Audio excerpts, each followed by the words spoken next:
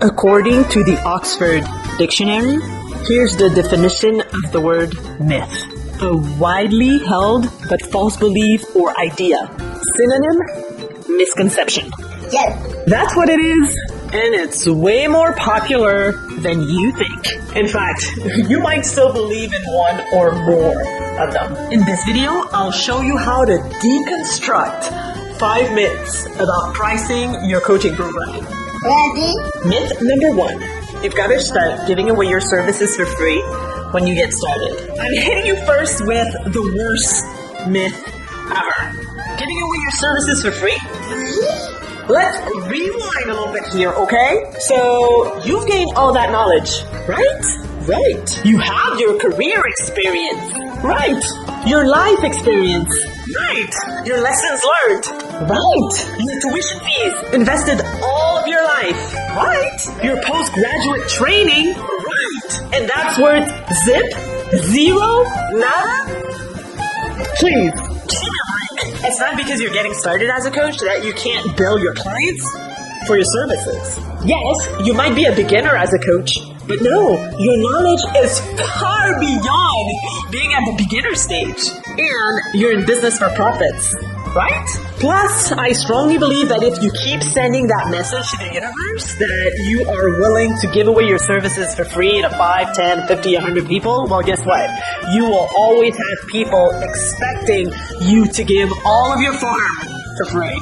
Okay, I'm not talking here about the situation where, let's say, you are speaking in front of a group for free, but you are allowed to sell your services from the stage so you can gain some clients from that free speaking gig. I'm not talking about that. I'm really talking about you serving a client for free.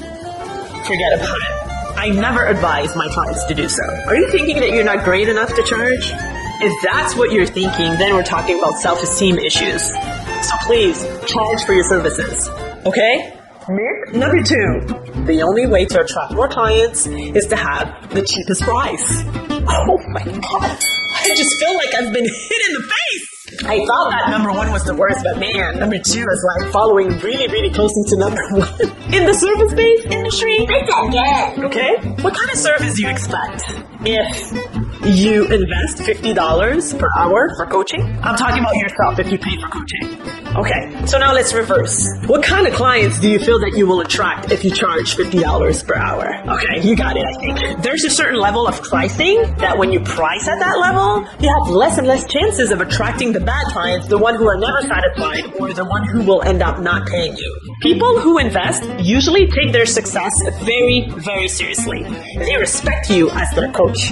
They respect the value that you bring. They will implement what you guide them through. They will follow your guidance, and they will stick with you for the longest time. Myth number 3. Charge per session or per hour.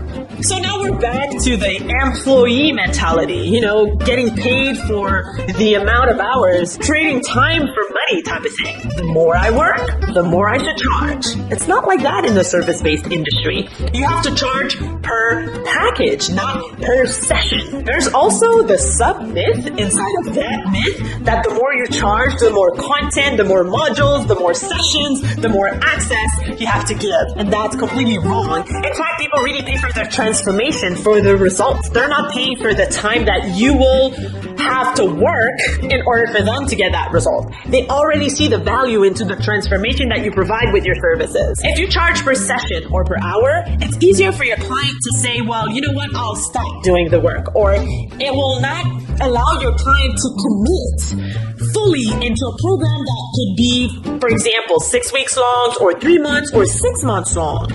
You won't have the same results at all. Charging per package usually allows you to show your client how you're going to lead them to these results. What you can't necessarily do when you charge per session. Myth number 4. If you want people to buy, your pricing must end with 7 or 9.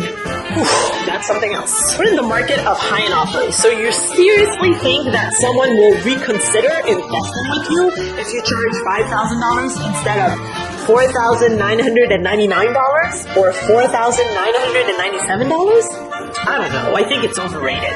Bottom line, people buy from you because they know, like, and trust you, and they know that you're going to help them get these results. So really, does the price matter so much? I think it's something that comes from the 70s or the 80s. Some marketer instilled that, and everyone started doing it, and now people just do it to do it. But is there really a strong proof that this method works? Please, if you know, well, put it in the comments below. And if you want to test. I mean, just pick one. If you want it to end with a 2, then so be it. With a 7, be it. 9, 0, whatever. 5, go for it. For the fun of it, do your own experiments and see what works with your audience, or what doesn't work, or whatever. You know what? I couldn't care less. Myth number 5. Oh, my business is different. That's why I charge so and so. Really? Your business is that different? In what way? The size of your business? The market that you're targeting? I'm sorry to burst your bubble, but when you say that your business is different, it's as if like you're already putting a wall and you are resisting to you embracing the idea that what you think about pricing might not work or might be wrong. You know that at any point in business or in life in general, whenever there's discomfort, it means that there's room for growth. And probably it's because you feel uncomfortable. In fact, I'm quite surprised that you made it that far into this video. What you've learned so far in that video might make you feel uncomfortable, and you don't want to embrace that discomfort. You want to stick to what you know and what you used to do, but the fact is it really working? Price per package instead of pricing per session. Price high end instead of going for the cheapest price, and see what happens.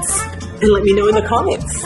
Anyways, your call. Now that you know how to deconstruct those 5 big myths about pricing your coaching services, it's time to actually price them accordingly. So click here to watch the video on how to price your coaching services.